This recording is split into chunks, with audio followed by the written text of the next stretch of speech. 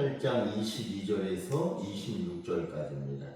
마가복음 8장 22절부터 26절까지 말씀입니다.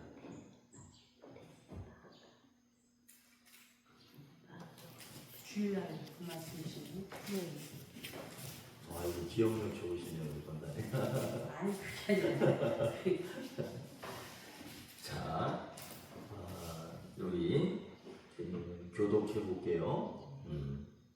베세다의 이름의 사람들이 맹인 한 사람을 데리고 예수께 나와 손 대시기를 구하거늘 예수께서 맹인의 손을 붙잡으시고 마을 밖으로 데리고 나가사 눈에 침을 뱉으시며 그에게 안수하시고 무엇이 보이느냐 물으시니 쳐다보며 이들의 사람들이 보이나이다.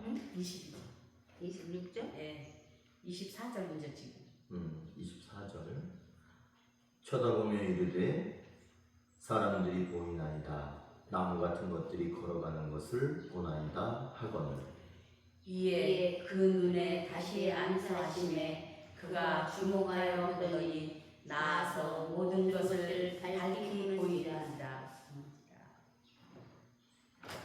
이 같이 읽습니다. 예수께서 그 사람을 집으로 보내시며 이르시되 마을에는 들어가지 말라 하시니라. 아멘. 오늘은 이제 설교한다 이런 생각보다는 우리가 성경을 좀 깊이 좀 공부해 본다 이런 생각을 가지시면 좋을 것 같아요. 그 히말라야 아시죠? 네팔 이런 데 가면 히말라야 산이 있는데 우리도 보니까 여기 계룡산이 엄청 높죠. 근데 히말라야는 사실 더 높아요. 근데 우리 계룡산은 나무도 많고 공기도 좋고 그런데 거기는 그런 나무들은 많지는 않습니다. 그저 무엇이 있냐면 소나 양들이 이렇게 좀 어느 정도 먹이로 뜯어 먹는 그 정도의 풀들만 이렇게 자라는데 그 고산지대에 있는 소나 양 그런 것들을 길러서 뭐 잡아먹거나 그걸 팔아서 물건을 사거나 그렇게 하면서 그 사람들이 생활을 합니다. 그런데 우리하고 좀 다른 게 하나 있는데 그게 뭐냐면 소나 양을 판매할 때, 팔 때에 대부분 어떤 기준으로 파느냐면 무게가 많이 나가거나 또 이렇게 겉모습을 보면 건강하거나 그럴 때 그것을 가격을 많이 받고 적게 받고 이제 그런 일이 우리들은 그런 거래를 하는데 그곳 사람들은요 그렇게 하지 않는데요.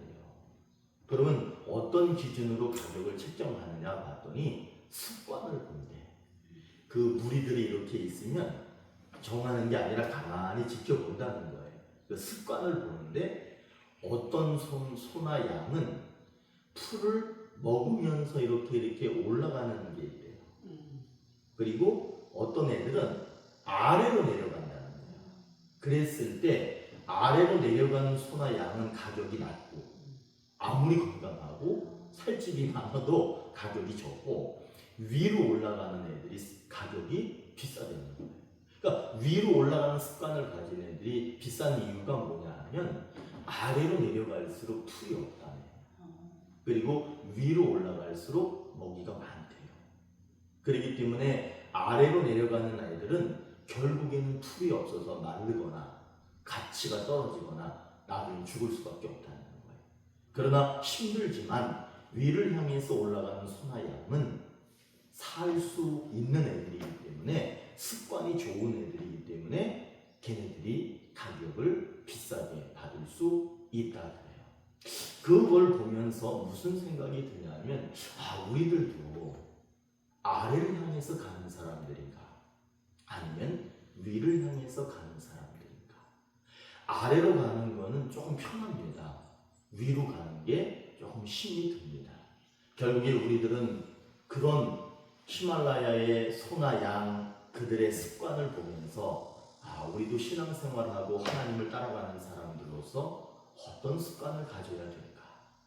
아래를 향해서 땅을 향해서 자꾸 내려가는 그런 습관이 아니라 힘들고 어려워도 하늘을 향해서 계속 올라가는 그런 습관을 가져야 되지 않는가 그런 생각을 해봤습니다. 성경은 늘 그런 얘기를 하는 거예요.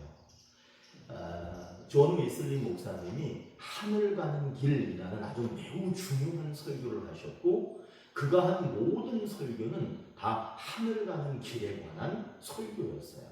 그러면 하늘 가는 길은 어떤 걸 얘기하는 거냐면 위를 바라보고 위를 향해서 계속 올라가는 거예요. 신앙이 여기에 있던 사람이, 신앙의 수준이 여기에 머물러 있던 사람이 신앙의 수준을 끌어올리는 거예요.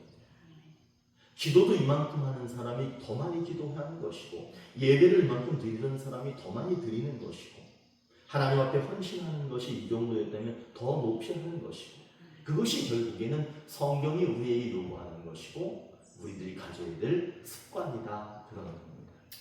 오늘 말씀에도 한번 우리가 읽은 이 말씀을 보시면요, 이 말씀 속에는 무엇이 나오냐 하면, 한번 따라해 보세요. 문제. 문제는 오늘 이 말씀에만 있는 게 아니라 우리 인생에도 문제가 많이 있죠. 그런데 또 성경에는 뭐라고 얘기하냐면, 한번 따라해 보세요. 해결. 우리들의 인생의 문제도 해결됩니다.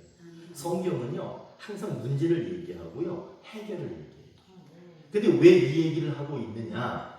우리들의 삶이 문제가 있지만 하나님께서 해결해 주신다, 그 말씀을 해 주시는 거예요. 자, 오늘 우리가 읽었는데 한번 눈으로 성경을 한번 보세요. 22절을 한번 읽어볼까요?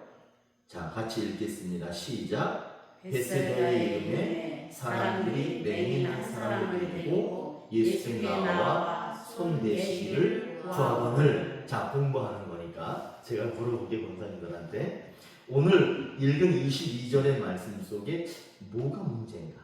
거기에 보니까 어떤 문제가 하나 들어있는데 도대체 이게 뭐가 문제일까? 이제 그렇지. 거기 보면 맹인 그러죠. 그 맹인이 문제인 거예요. 자, 내가 맹인이라고 한번 생각해 보세요. 내가 앞을 보지 못하는 그런 사람이라고 생각할 때 그 사람은 가장 세상에서 가장 큰 무거운 짐을 짊어지고 있는 그런 아픔을 가지고 있는 그런 사람이었던 거죠. 이 사람은 앞을 볼 수 없는 그런 문제를 가지고 있습니다. 그러면 앞을 못 본다라고 하는 건 단순히 눈만 안 보이는 것이 아니라 삶의 모든 인생 여정이 앞이 보이지 않는 그런 사람인 거죠. 한번 이것을 우리에게 적용해 보면은요, 뭐 저도 그렇지만 저보다 더 연세가 많으신 우리 권사님들께서는 저보다도 더 많은 인생의 막막함을 경험하셨을 거예요. 눈이 보이지 않는 것처럼 삶의 앞이 보이지 않을 그럴 때가 있지요. 또 가지 많은 나무에 바람 잘 날 없다는 것처럼 자녀들이 생기고요, 자손들이 계속 생기면은요, 정말 앞이 캄캄할 때가 많이 있습니다. 저는 우리 아이들이 운전을 하고 다니면, 이제 보통 한국의 아빠들은 티를 잘 내지 않지만 마음속으로는 아침에도 기도하고 점심에도 기도하고 저녁에도 기도해요. 왜냐하면은 운전대를 잡는다는 자체가 참 이게 보통 일이 아니거든. 안전에 문제가 있거든요. 그러면 늘 기도하잖아. 하나님 안전하게 해주세요. 이렇게 기도하거든요. 그게 뭐냐면 앞일을 볼 수 없기 때문에, 앞에 무슨 일이 벌어질지 모르기 때문에 그냥 답답함에 기도만 할 수밖에 없는 거예요. 우리 인생은 그렇게, 나도 그렇고 우리 가정을 보고 자녀들을 보고 교회를 보고 이 세상 정치, 문화, 경제 그런 걸 보면은요, 너무 어수선해. 앞이 보이지 않는 그런 상태인 거지요. 이런 문제 속에 우리가 살아갑니다. 그런데 우리 하나님께서는 그런 문제들을 우리들이 인식하고 해결되기를 원한다면 해결해 주신다는 거예요. 한번 보시겠어요? 오늘 25절 한번 보시겠어요? 이 맹인, 앞을 못 보고 인생길이 꽉 막힌 사람이거든요. 그런데 25절에서 하나님께서 약속을 합니다. 해결해 주십니다. 한번 읽어볼게요. 시작. 이에 그 눈에 다시 안수하심에 그가 주목하여 보더니 나아서 모든 것을 밝히 보는지라. 나아서 모든 것을 밝히 보는지라. 앞을 못 보던 맹인이었잖아요. 그런데 이제 이 맹인의 문제가 사라졌습니다. 그 얘기를, 이 사라진 이야기를 우리에게 적용해 보면은요, 우리들의 인생길에 우린 눈은 보이지만 인생길이 꽉 막혀 있고 보이지 않는 그럴 때 하나님께서는 그 인생길을 열어 주신다는 거예요. 앞이 보이지 않고 꽉 막혔던 그 인생길을 하나님께서 열어 주신다는 거예요.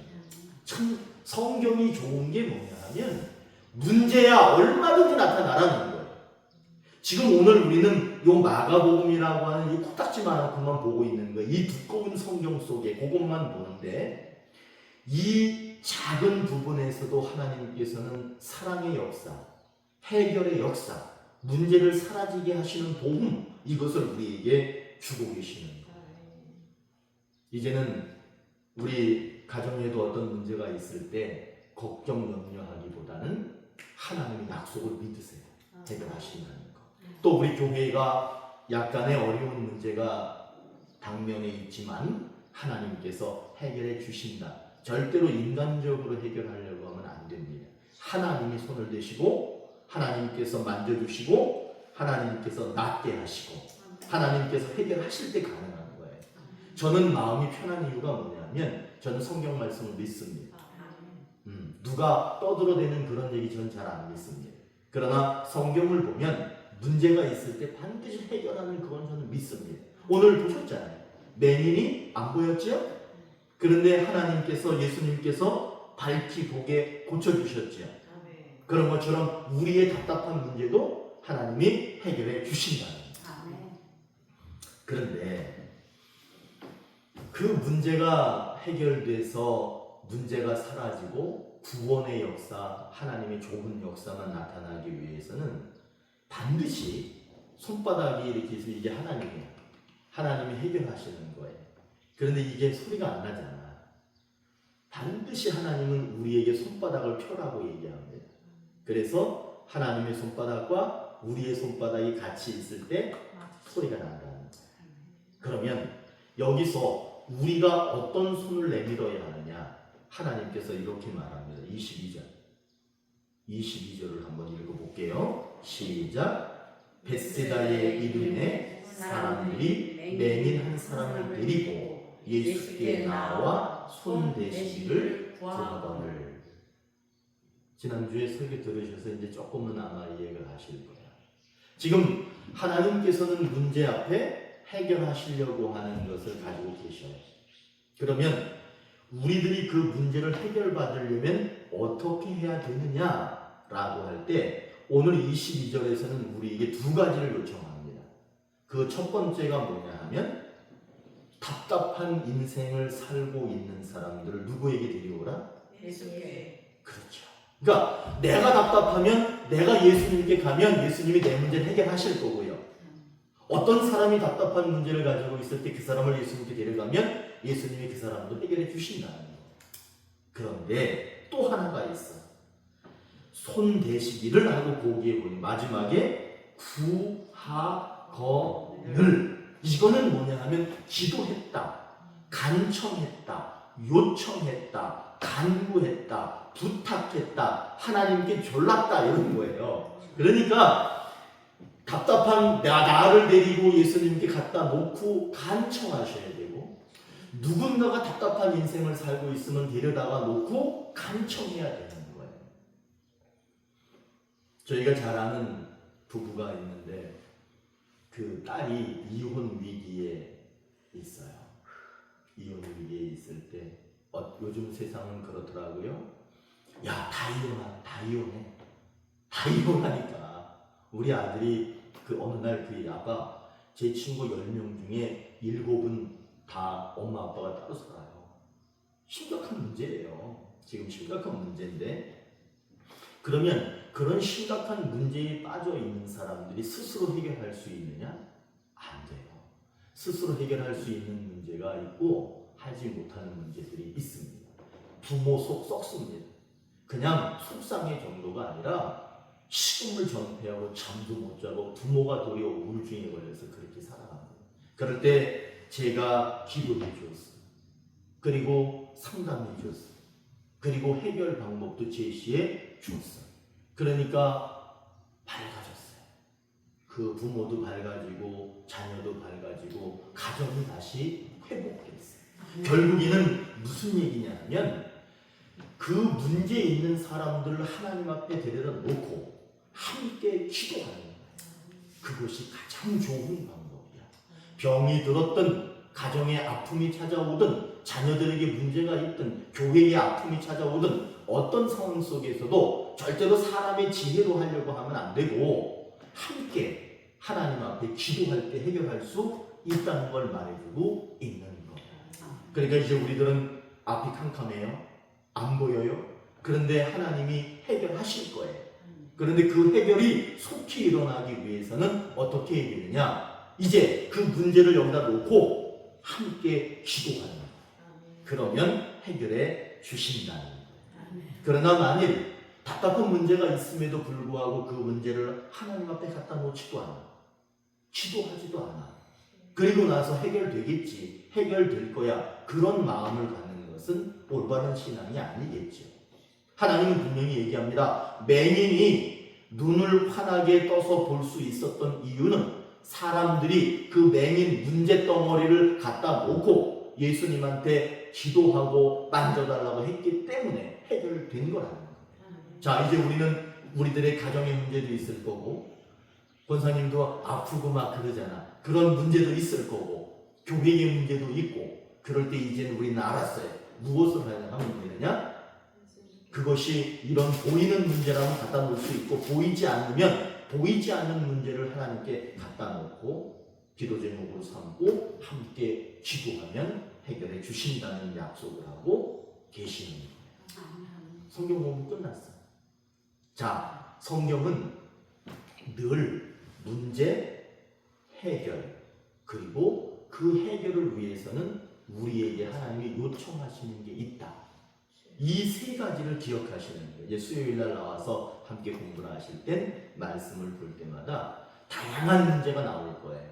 그런데 그 다양한 모든 문제를 하나님이 다 해결하시는 것을 보게 되실 거예요. 그리고 우리에게 요청하시는 것을 듣게 되실 거예요. 이 세 가지를 잘 알고 실천해가는 삶을 살면 사실 삶의 문제 없습니다. 그리고 해결할 수 있습니다.